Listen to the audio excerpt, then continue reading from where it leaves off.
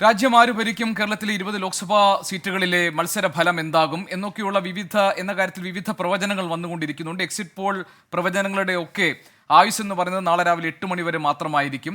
പക്ഷെ അപ്പോഴും ഈ മണിക്കൂറുകളിൽ ആ പ്രവചനങ്ങൾക്ക് പ്രസക്തിയുണ്ട്. നമ്മൾ ഇനി പോകുന്നത് മറ്റൊരു പ്രവചനം കേൾക്കാൻ വേണ്ടിയാണ്. മുതിർന്ന മാധ്യമ പ്രവർത്തകനെ സജീവൻ നടത്തുന്ന പ്രവചനങ്ങളിലേക്ക്. നമ്മൾ ഇതുവരെ കണ്ട എക്സിറ്റ് പോൾ ഫലങ്ങൾ അതെല്ലാം ഒരേപോലെയാണ്. NDAക്ക് മുൻതൂക്കമുള്ള രീതിയിലാണ് എല്ലാ റിസൾട്ടുകളും വന്നിട്ടുള്ളത്. സ്വാഭാവികമായിട്ടും അതൊരു ട്രെൻഡായിട്ട് നമ്മൾ കണക്കാക്കണം. കാരണം ഏതെങ്കിലും തരത്തിൽ ഇന്ത്യ മുന്നണിക്ക് കൂടുതൽ സാധ്യതയുണ്ട് എന്ന് പറയുന്ന എക്സിറ്റ് പോൾ ഫലങ്ങൾ ഉണ്ടായിട്ടില്ല. അപ്പോൾ സ്വാഭാവികമായിട്ടും NDAയുടെ സാധ്യത തന്നെയാണ് നിൽക്കുന്നത്. അത് വളരെ കൃത്യവുമാണ്. ഈ എക്സിറ്റ് പോൾ ഫലങ്ങൾ എന്ന് പറയുന്നത് എത്രയോ ഘട്ടങ്ങളിൽ ചീറ്റിപ്പോയിട്ടുണ്ട്. ഈ പറയുന്ന രൂപത്തിൽ ഇതിൽ ഓരോന്നിലും വരുന്ന അത്രയും കൃത്യമായ കണക്കുണ്ടാവാനുള്ള സാധ്യത കുറവാണ്.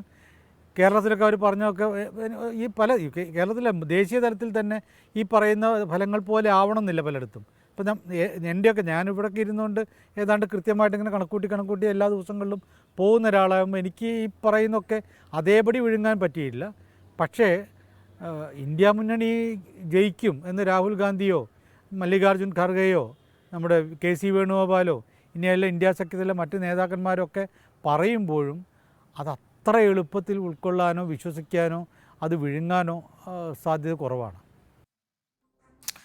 രാഷ്ട്രീയ നിരീക്ഷകനും മാധ്യമപ്രവർത്തകനുമായ ശ്രീ A. സജീവനാണ് അദ്ദേഹത്തിന്റെ പ്രവചനം ഇപ്പോൾ 24-മായി പങ്കുവച്ചത്. വിധി ദിനത്തിൽ 24 മാജിക് ജൂൺ 4 ചൊവ്വാഴ്ച രാവിലെ 5 മണി മുതൽ 24-ൽ.